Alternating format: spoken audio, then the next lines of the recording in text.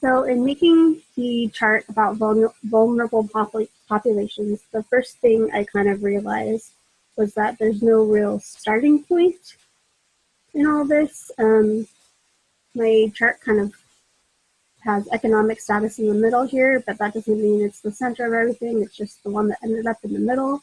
Everything has a line either going to and or from everything else. So they're all interconnected and there's no starting point or real focus. You can choose to focus on one thing and see how everything else affects it, but it's all related and everything affects basically everything else, which is just kind of life. You can't really look at one thing.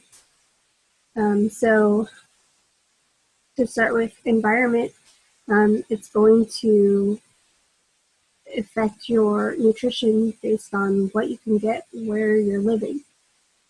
And that in turn affects your health status.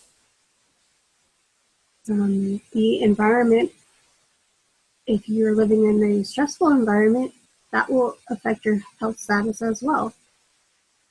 And environment is also very related to education and the education level.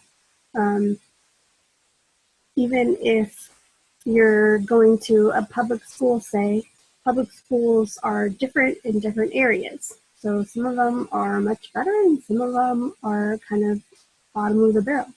I mean, not every school's the same, obviously.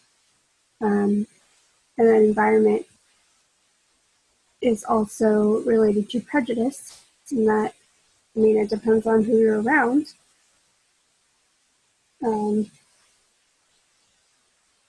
Which also is related to your economic status. So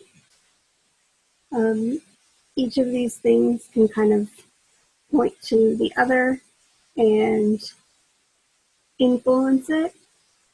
You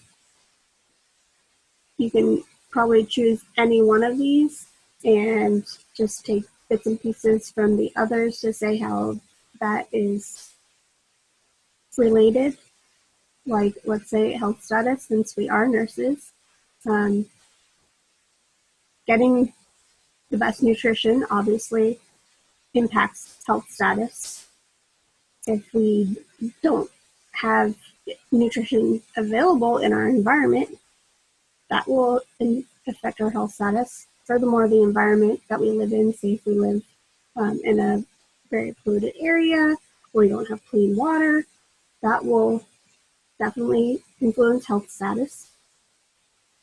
Economic status is a big one that influences health status because it determines what kind of healthcare we have available.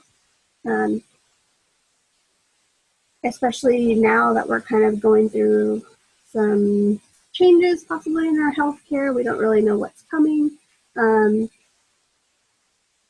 Even kind of state paid or federal paid healthcare is kind of the bare minimum, and some people don't even have or use that. Prejudice will definitely affect your health status as well.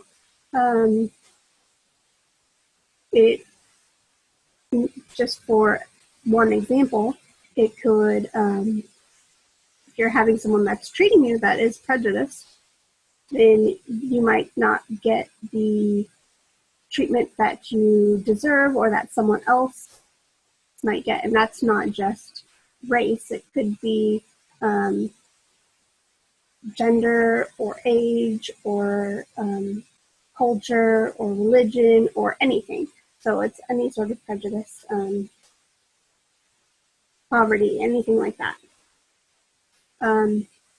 Education will also affect health status because sometimes you just don't know the things that you should do to keep yourself healthy.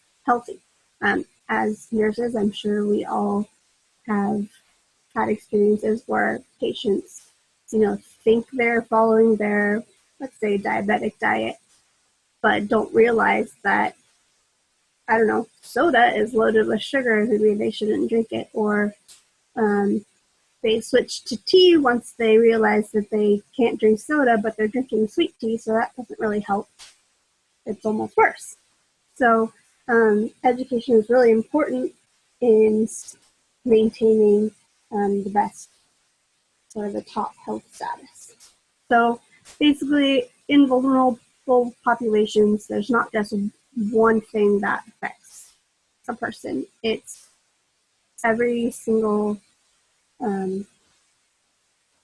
piece of that person that contributes to everything else.